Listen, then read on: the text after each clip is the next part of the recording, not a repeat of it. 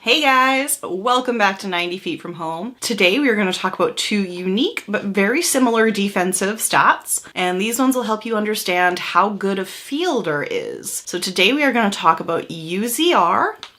Today we're going to talk about UZR, and I'm very sorry to all my fellow Canadian listeners. I really want to say UZ, but nope, UZR and DRS. So UZR is Ultimate Zone Rating, and what it attempts to do is figure out how many runs are either saved or given up by a particular fielder's defensive abilities. So kind of like how with War, we are looking at how many games are won or lost based on a player's combined abilities, UZR looks at how many runs are gained or lost by their particular fielding abilities. And UZR is comprised of 4 different parts. Outfield arm runs, or ARM, which is the runs above average that a player saves by not allowing runners to advance. Double play runs, or DPR, which is the runs above average an infielder saves by turning double plays. Range runs, or RNGR, does that player get more balls than average? And error runs, which I'm just going to call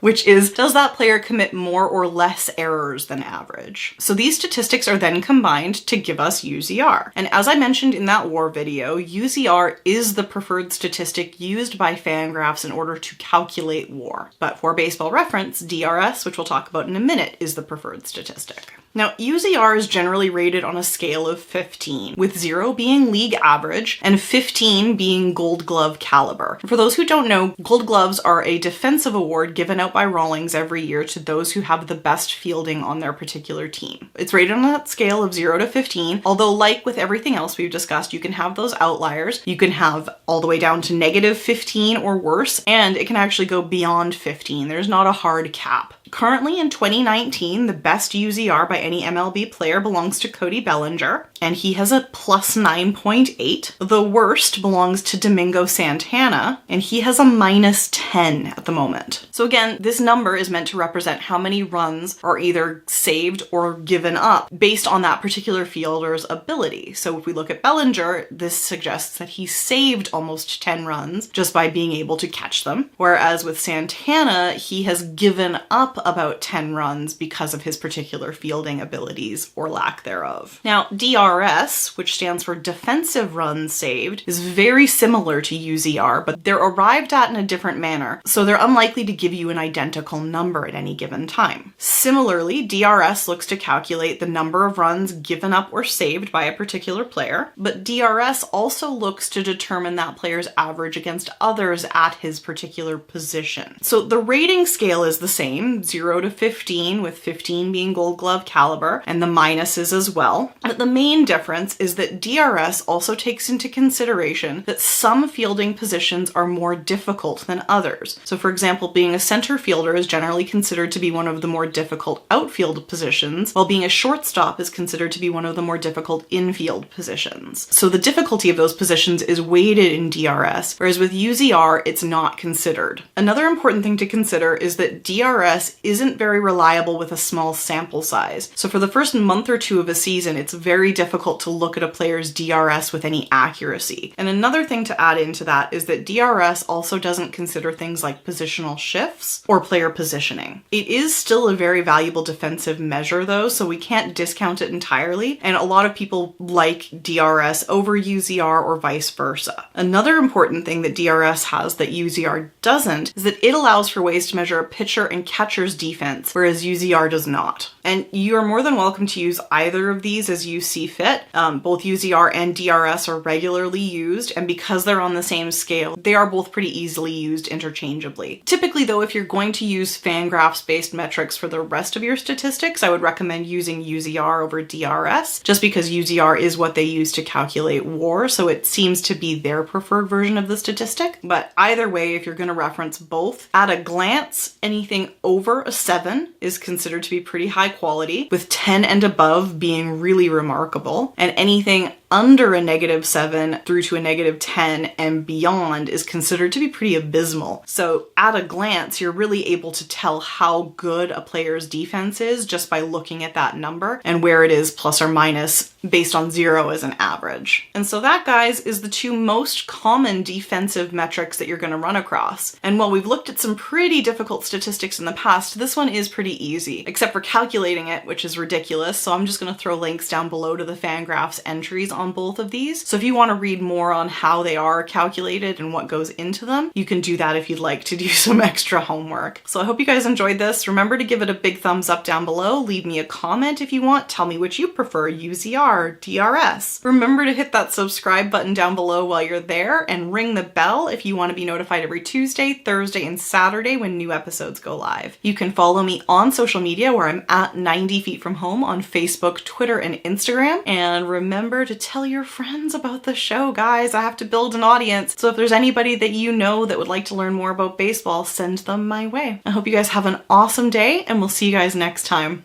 Bye!